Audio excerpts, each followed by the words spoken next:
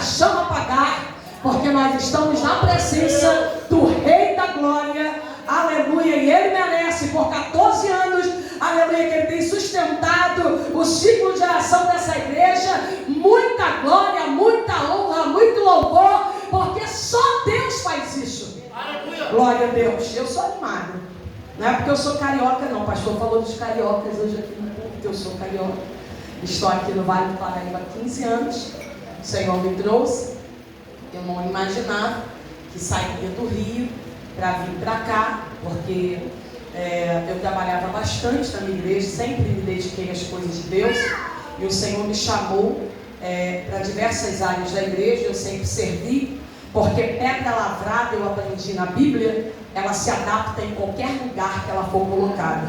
Então, como servo, a gente tem que aprender a servir em qualquer área que a liderança da igreja necessitar que nós trabalhemos. Então, eu sempre fiz isso, e Deus sempre me abençoou muito por conta disso, de estar sempre a serviço da minha liderança, da minha igreja, dos meus pastores. Mas, em determinado momento, meu pai já fazia um trabalho aqui, iniciou o projeto para pessoas em situação de rua no município de São José dos Campos, onde nós moramos, fazendo evangelizações urbanas, e o Espírito Santo começou a impulsioná-lo a ter uma atitude maior, ousada, de fé, e ele começou a se indignar de levar alimento, levar agasalho, levar chocolate, alimentá-los, agasalhá-los e depois ir para casa e deixá-los na rua. Ele ficou muito inquieto com isso, ele entendia que a obra estava sendo feita pela metade. Então ele abriu a primeira casa de recuperação em São José dos Campos, Deus abençoou, em Paraibuna, Deus o abençoou, foi um treinamento ali, porque a obra em Paraibuna era muito sacrificial. Meu pai envelheceu 10 anos em alguns meses, foi muito difícil, mas era um treinamento para o que estava por vir. Deus nunca confiará grandes projetos sem iniciar com algo pequeno. E nós precisamos ser aprovados nas pequenas coisas para que Deus possa nos aprovar em projetos maiores. E foi assim na vida do meu pai. E eu estava no Rio de Janeiro trabalhando, ele aqui trabalhando em missões. Minha mãe se desdobrava entre Rio e São Paulo, São José dos Campos. E meu pai saiu dali, foi para São José, abriu uma obra ali, era um lugar mais fácil, mais favorável para ser feita a obra do Senhor. Aquele projeto foi registrado, recebia recursos públicos, e aí Deus direcionou para abrir uma clínica em Jacareí. Em Jacareí era uma clínica adaptada para pessoas com necessidades especiais, cadeirantes, pessoas com algumas dificuldades. A obra ali foi feita quando Deus direcionou para Caçapava. Quando ele foi para Caçapava, é uma área rural, dentro do bairro Boa Vista. São 5 alqueires. Hoje nós somos a maior casa de recuperação evangélica do estado de São Paulo. Em 23 anos de trabalho em Caçapava, mais de 15.360 pessoas já foram recuperadas ali naquela clínica, 90% gratuitamente, 70% reintroduzida, recuperada na sociedade. E só por isso já é motivo para você glorificar aquele que vive e que reina e que está nessa casa, porque Jesus continua trabalhando e operando a sua obra regeneradora em meio a uma sociedade corrompida. O sangue poderoso de Jesus continua alcançando, libertando, transformando e reescrevendo história. E a esse Deus poderoso nós viemos aqui nessa noite para adorar. E eu sei que você tem motivos para adorá-lo também. Ali em Caçapava, meu pai teve que se desprender das 2 outras clínicas, passando para os segundos vice-presidente de cada clínica, e se dedicou totalmente a Caçapava. É um projeto que exige muito, por 2 motivos.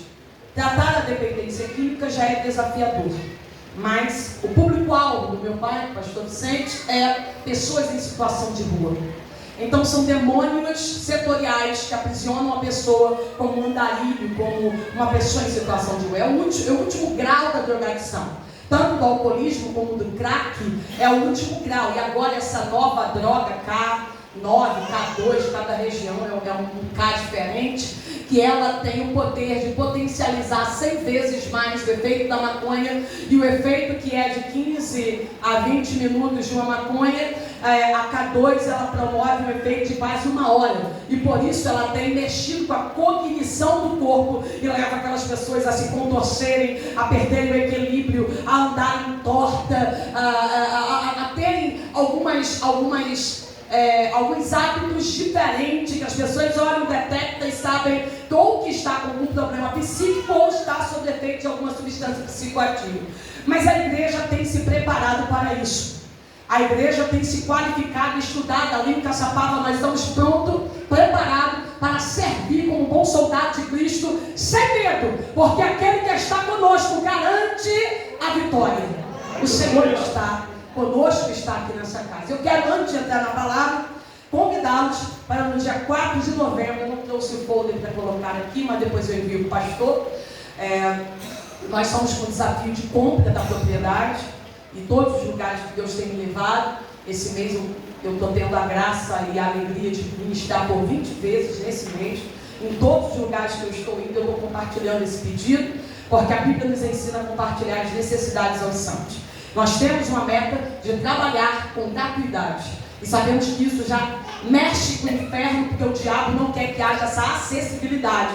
Hoje, dependência química custa caro, famílias vêm de casa, carro, bens, para ver um familiar recuperado. E quando se abre uma porta com essa visão de reino, o que acontece? Tem uma sobrecarga de pedidos de internação. Todos os dias a gente recebe números de pedidos e não pode atender a todos, precisamos ampliar. Mas nesse meio tempo, o diabo atacou a proprietária da terra, o esposo que cedeu, meu pai cedeu o direito de compra quando éramos aluguel, confiando na palavra humana, e foi feito um contrato de comodato por tempo indeterminado, não pagamos aluguel há 16 anos, e agora ela disse, ou compra ou sai. E aquela propriedade, a parte de 5 alqueires, nada existia de construção. A instituição chegou e já construiu mais de 3 milhões de reais. É uma instituição que é bem equipada, todos os internos dormem em suíte, tem uma estrutura, porque eu entendo que o reino de Deus é um reino organizado, e Deus não aceita as coisas de qualquer maneira. Então nós temos trabalhado, dedicado a nossa vida, mas estamos sob um ataque contínuo. Precisamos, em um curto espaço de tempo, conseguimos o valor de R$1 milhão, já temos 300 mil, e o Espírito Santo me direcionou para fazer algumas conferências bíblicas, e agora no dia 4 de novembro, gratuitamente, nós receberemos o pastor Eliseu Rodrigues, estaremos recebendo também a minha amiga do Rio de Janeiro, Jennifer Soares, estará recebendo também, ali conosco vai estar a pastora Michele Portes, e vai estar também daqui da Aparecida, pertinho, a Bispa Kelly. Nós teremos 4 ministrações de 2 da tarde até as 9 da noite, e a inscrição desse evento não é para pagar pregador, é para investir na compra da instituição. Se o Espírito Santo testificar no seu coração, e se houver a liberação do seu pastor, esteja conosco ali em Caçapava, nos ajudando nessa obra, porque essa obra não é minha, é uma obra do Senhor, e nós precisamos de aliados para a guerra, para conseguirmos ampliar. Se hoje temos 120 internos em recuperação, a visão do pastor é chegarmos no número de 500, e nós só conseguiremos fazer isso com a oração da igreja e com o apoio e a ajuda de cada um de vocês, porque não tem empresário, não tem governo, não tem ninguém por baixo patrocinando aquela obra. Quem mantém aquele projeto de pé é o Pai, o Filho e o Espírito Santo de Deus, o mesmo que já chegou nesse culto, nesta reunião, e que está pronto para abençoar a sua vida.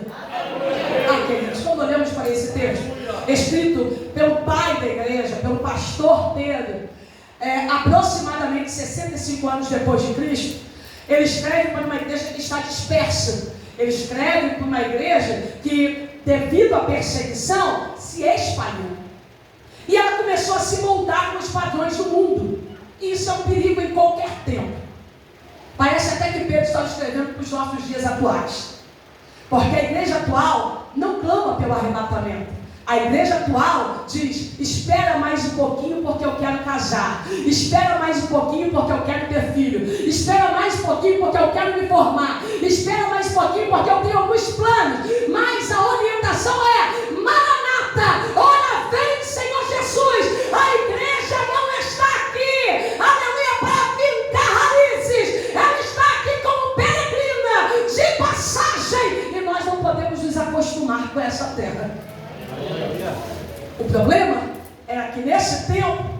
povo começou a gostar demais. Foram para a Galácia, foram para Corintos, foram para Tessalônica, foram se espalhando e aonde pisava, se adaptavam com os costumes locais. E começaram a fazer, a praticar as mesmas coisas que os povos dali. A cultura daquela cidade, eles começaram a aplicar na sua vida. O pastor sabendo, porque a carta de Pedro é uma epístola pastoral, então ela é utilizada para orientação do rebanho. Neste momento, Pedro, detectando esta situação, ele entende: eu não posso permitir que os meus se percam, porque ganhar algo é difícil, gente. Ontem nós tivemos ali consagração na nossa instituição. À noite eu preguei em cruzeiro. Hoje de manhã eu estava dirigindo o culto da família. E eu estava falando com os irmãos. E eu disse: irmãos, não é fácil. Nós estamos aqui com pessoas com visões diferentes, hábitos diferentes, costumes diferentes, que se reúnem para a recuperação da dependência química. Um chega e diz: eu quero chegar e continuar da mesma maneira que eu estou. Outro chega e diz: não, eu quero uma mudança completa. Eu quero que Deus mude os meus hábitos, os meus costumes. Eu quero ter uma transformação de vida. Alguns vêm com algumas escolhas sexuais diferentes dos padrões determinados por Deus. E chegam e querem confrontar aqueles que pensam de diferente modo. E o que nós temos que fazer como igreja? Ter equilíbrio para não espantar e sim atrair, trazer para perto. O que Pedro está fazendo aqui? Ele está orientando a igreja. Ele está dizendo: o sangue regenerador de Cristo continua perdoando o pecado. Continua transformando vida. Continua santificando pessoas. Isso é lindo. Quando o pastor fez contato, ele disse: pastor Alessandro entrou em contato comigo, foi? E falou sobre mim. Pastor Alessandro, quando nós conhecemos, ele estava em situação de rua. Nós recebemos em nossa clínica. Ele passou em recuperação durante algum tempo. E a sua história foi modificada. Passaram 3, 4 anos, já com a família, o casamento restaurado, ele recaiu. Meu pai tomou ciência que ele estava nas ruas em Campo do Jordão. Meu pai foi lá em Campo do Jordão buscar ele. Porque o pastor conhece as necessidades da ovelha. E ele entendeu que um soldado estava ferido e não podia abrir mão dele. Graças a Deus que ele não desistiu do pastor Alessandro, que ele foi, trouxe para casa. Deus fez uma obra completa na vida dele. E já há muitos anos ele segue firme na presença do Senhor. Se eu não me engano, acho que já está no 4º ou 5º livro escrito, né? Deus tem honrado, dando aula em vários seminários teológicos, e sempre que pode ele atravessa a Macedônia de Taubaté e está conosco ali em Caçapava servindo ao Senhor, porque Deus transforma vidas. Quando eu olhei para esse texto, quando eu olhei para essa palavra, regeneração, transformação, santificação, a minha alma se encheu de alegria, porque eu trabalho com um público que não entende e não se identifica com nada disso. Eles passam da porteira para dentro e acham que ainda é do PCC, do Comando Vermelho, ainda faz parte de algum grupo, de alguma gangue. E eu digo: olha, passou da porteira para dentro, acabou a facção, porque quem manda aqui é o dono dessa terra, e Jesus vai transformar a tua vida. Ai, irmã Fernanda, mas eu já matei, eu já roubei, eu já fiz isso, eu já fiz aquilo outro. Mas quando você tem um encontro verdadeiro com o Mestre, ele começa a regenerar a sua vida, a transformar a sua vida. Porque o que não é a santidade? O que é santidade? Santidade é a qualidade ou uma característica que pode ser considerada santo, dotado de virtudes, inocência piedade e pureza. Quando eu olhei no dicionário o significado de santidade, ser puro, ser inocente, ser honesto, essas virtudes são as virtudes que o Pai estabeleceu para a igreja. Ela precisa estar impregnada, inserida no nosso caráter. É inadmissível um cristão ser desonesto. É inadmissível, aleluia, um cristão viver na mentira, viver roubando, defraudando, porque esta é uma falha do caráter. Então Pedro chega e diz: esses moldes do mundo não se aplicam à igreja. Na casa do Pai, nós precisamos ser santos como Ele é santo. Mas Ele se preocupa com uma igreja que está espalhada. Aí eu me lembro de Jesus. Jesus, o mestre dos mestres. Ele, em uma certa feita, estava caminhando com os seus discípulos e de repente ele resolve parar em Samaria. Em João capítulo 4 diz que Jesus para próximo ao poço, e ali naquele poço de Jacó ele aguarda alguém estrategicamente para conversar e ali mostrar a importância do poder regenerador do Evangelho. Ele se encontra com uma mulher, a Bíblia descreve que ela teve 5 maridos, e o 6º não era dela.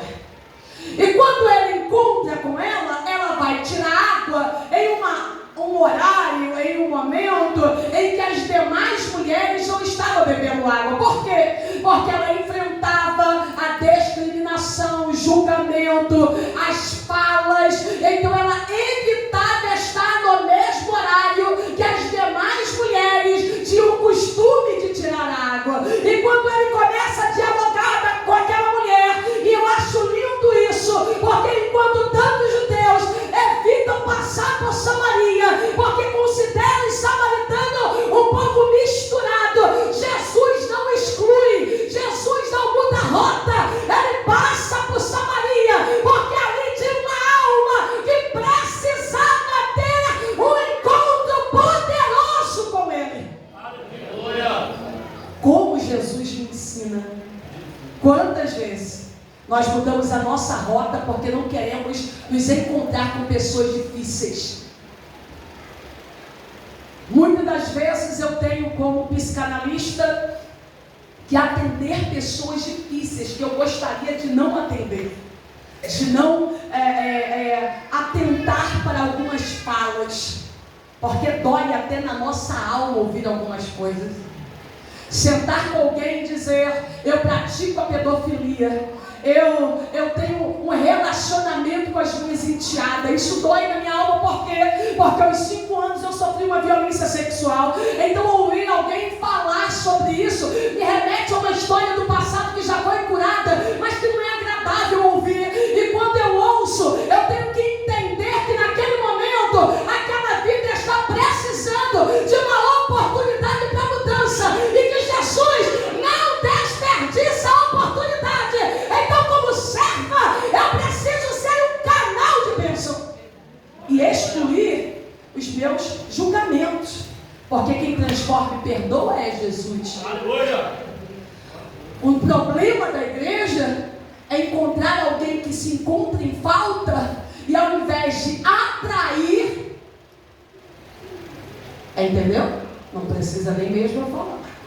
Ao invés de chegar, trazer para perto, eu me aparto. E a orientação de Deus é: vá buscar aqueles no qual se perderam no caminho. Se porventura eles se moldaram com os padrões do mundo, você é o representante do Senhor. E nessa noite o Espírito Santo vai te despertar. Aleluia. E você vai trazer para perto aquele que está longe, porque a graça poderosa transformará e santificará essas vidas. Por que eu trouxe o exemplo mulher samaritana? Eu acho linda essa história. Jesus começa a conversar com ela e ela entende que ele não é um samaritano. Eu tive a oportunidade de ir a Samaria. Deus me levou em Israel, em Roma, e também me levou no Egito. Deus me arrebatou no Espírito primeiro, alguns anos atrás, porque Deus continua arrebatando, amém? Eu estou no meio de pentecostais, glória a Jesus. Durante 150 madrugadas de oração, eu orando, Deus me arrebatou em Espírito e o Senhor me disse: a primeira nação que eu vou te levar fora desse país é Israel. E o Senhor me fez andar pelas ruas, e quando eu fui, eu vi que tudo aquilo que Deus havia me mostrado estava se cumprindo. Porque Deus ainda revela os seus segredos aos seus santos. Aleluia. O Deus da revelação está nessa noite, nessa casa também. Aleluia. E quando, aleluia, eu entrei em Samaria, eu vi a dificuldade que há nos dias atuais de um judeu entrar dentro de Samaria. Tem que se identificar, dizer por que veio, aonde vai, dizer a tua rota, porque há muros em volta de Samaria, com cercas eletrificadas, portões de ferro, homens armados. Aleluia. Você tem que se identificar. O tempo de Jesus não era diferente. Nenhum judeu era bem recebido em Samaria. Então ela entende que está falando com um homem diferente. E quando ele começa a conversar com ela, ele diz: olha, mulher, eu tenho sede, me dá essa água. E ela começa a dialogar com ele. E quando ela responde, ele diz: olha, esta água que eu te peço para beber, eu voltarei a ter sede, mas a água que eu lhe der fluirá no seu interior rios de água viva. O pastor falou sobre a água, que a água sacia a sede. E eu fui estudar um pouquinho sobre a água, porque nós estamos falando de santidade. Santidade envolve a pureza, envolve a transparência, envolve uma vida de inocência, envolve uma vida de renúncia ao pecado. E quando esta mulher, aleluia, que era pecadora, se encontrou com essa, me disse: eu tenho poder de regenerar a sua história. Então não existe ninguém que eu compre essas portas para dentro que não possa ser alcançado nessa noite por esta palavra e ter a sua vida transformada. Ela, ao falar com o mestre, ele disse que ele daria água. E por que é tão importante bebermos água? A água, ela é tão vital para o ser humano que nós só conseguimos ficar sem ela durante 5 dias. Depois disso, a desidratação é tão intensa que leva ao óbito. A água, ela tem poder de regularizar a temperatura corpórea. Quanto mais eu bebo água, mais regularizada é a minha temperatura. Espiritualmente falando, quando o crente, a igreja, entende a preciosidade que é bebermos diariamente da água da palavra, bebemos diariamente da água da oração, ele vive uma vida constante na presença de Deus. É aquele que sente a presença do Senhor na segunda, na terça, na quarta, na quinta, na sexta, no sábado e no domingo do culto. É a celebração dos 6 dias que passou na presença dele. Mas já reparou que tem crente desidratado dentro da igreja? E eu vou te provar. A ausência de água resseca as articulações do corpo. Tem crente, pastor, que nem dobrar o joelho para orar, dobra mais. É falta de água. Não consegue. Orou 3 minutos, olha com dor no joelho. Falta de hidratação. Falta de lubrificação. Assim como vocês, quando eu iniciei a minha caminhada no Rio de Janeiro, oração 1 hora de joelho. Eu não sei aqui na Tarde da Bênção como é. É Tarde da Bênção mesmo? Tá, não sei como é que é. Mas lá era e irmãs oram demais, que tanto que ora, para que ora tanto? Meu Deus, eu não entendo isso. E eu dobrava o joelho, ficava uns 3, 4 minutos, levantava, bebia água, ia no banheiro, voltava, dobrava o joelho de novo, e levantava, bebia água, ia no banheiro, ficava com vergonha, não queria ficar sentado, dobrava o joelho de novo, me incomodava. Aquilo dali, eu me sentia mal, porque todo mundo perguntava, ficava uma hora de joelho, eu não. Mas eu comecei a beber dessa água, e o Senhor foi me tratando, foi lubrificando o meu corpo, e o que era difícil passou a não ser mais, e eu tenho prazer de orar e de buscar a presença de Deus. Mas eu não dobro só o joelho não, boto o rosto no pó, eu levanto a minha mão, eu fico de pé. Além, se o pastor não tivesse pedido para ficar de pé, eu já estava preparando para ficar ali, para cantar com o ministério de louvor de pé, porque eu tenho prazer, e todo o meu corpo está cheio de hidratação, e eu quero usar na minha vida o meu corpo, tudo que há em mim, para glorificar aquele que um dia me recebeu de braços abertos. Mas tem gente que tem dificuldade. Aplauda o Senhor. Para que aplaudir? Está mandando levantar. Para que levantar? Tem que ficar de pé. Por que eu tenho que ficar de pé? Eu tenho uma notícia para te dar. Beba água. Beba água nessa noite, porque você vai saltar. Não vai precisar nem me pedir, já está levantando. Não vai precisar pedir para levantar a mão, já levantou. Não vai precisar pedir para dar glória, já deu. Não vai precisar dobrar o joelho. Pedir para dobrar o joelho, já vai dobrar, sem precisar pedir. Porque sente a necessidade de estar na presença de um Deus Santo. Olhamos para a água, além de hidratar, de regularizar a temperatura corpórea, uma das funções da água é liberar a toxina do corpo. O que está sujo dentro é excretado através do suor ou da urina no momento em que eu consumo a água. Gente, nós estamos falando de santidade. Nós estamos falando de mudança de dentro para fora.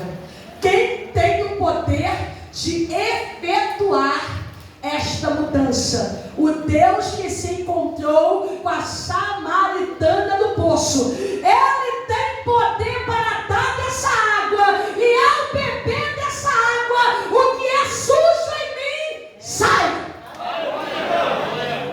Mentia, não mente mais. Roubava, não rouba mais. Matava, não mata mais.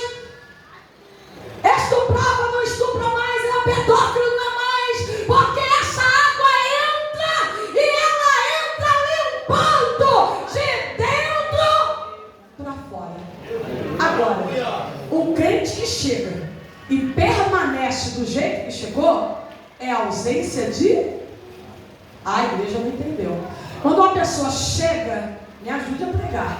Quando chega e permanece do jeito que chegou na casa de Deus, 3, 4, 5, 10 anos, o que acontece? É a ausência de...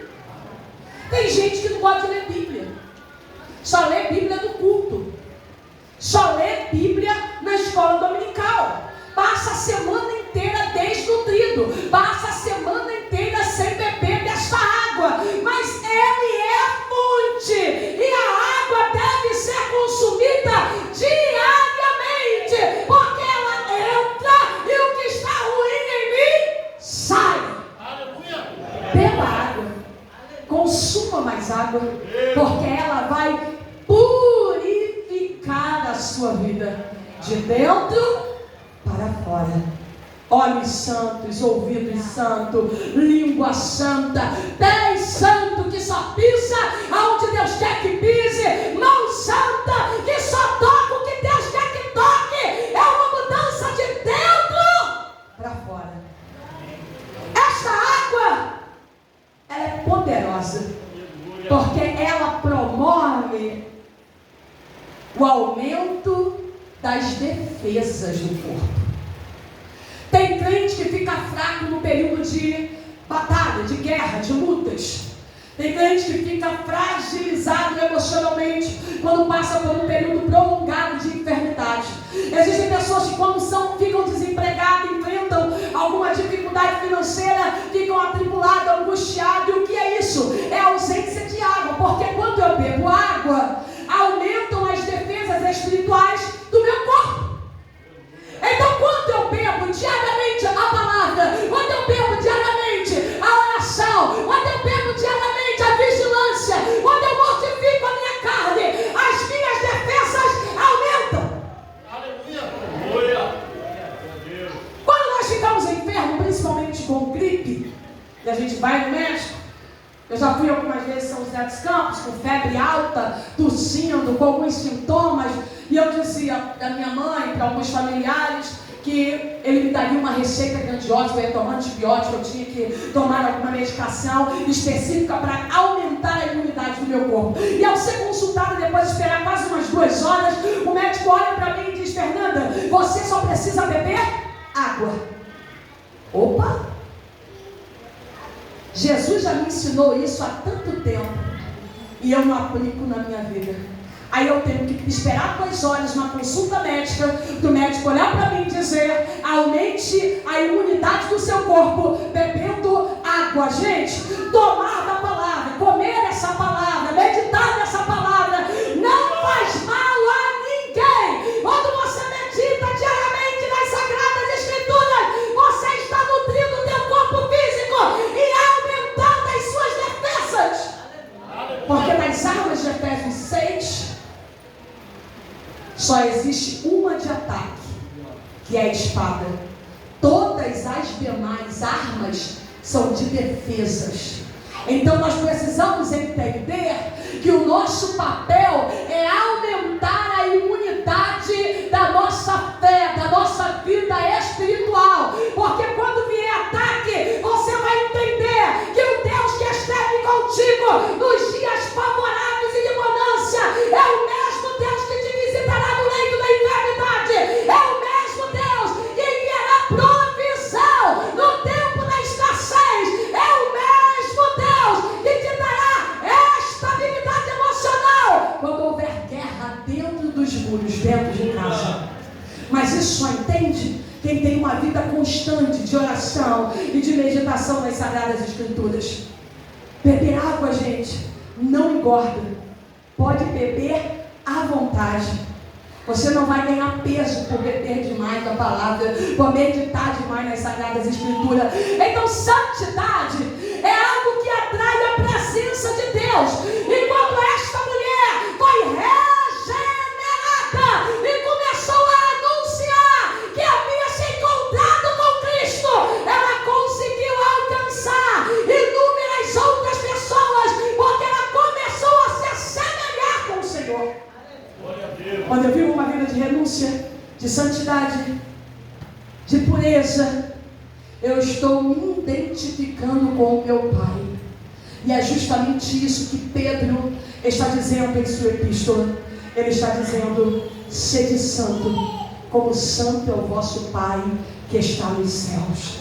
Ei, você não tem que parecer com o mundo, você tem que parecer com o seu Pai.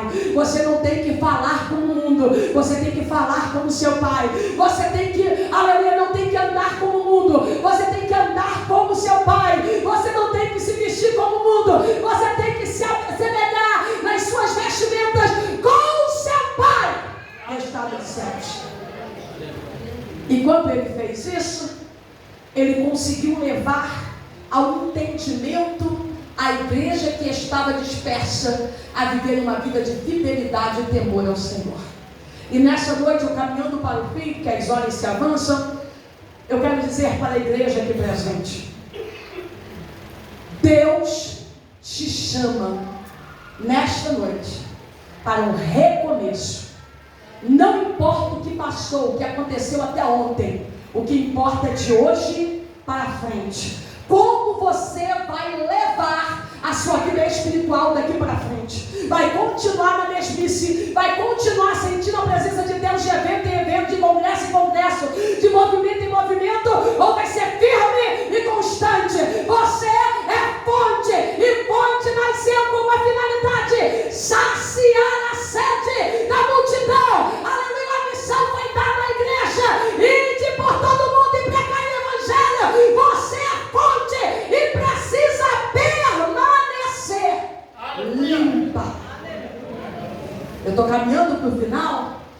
dos grandes perigos é Deus te fazer uma fonte limpa e no decorrer dos anos a sua água se tornar contaminada. E ao distribuir, adoecer a todos que bebem dessa água.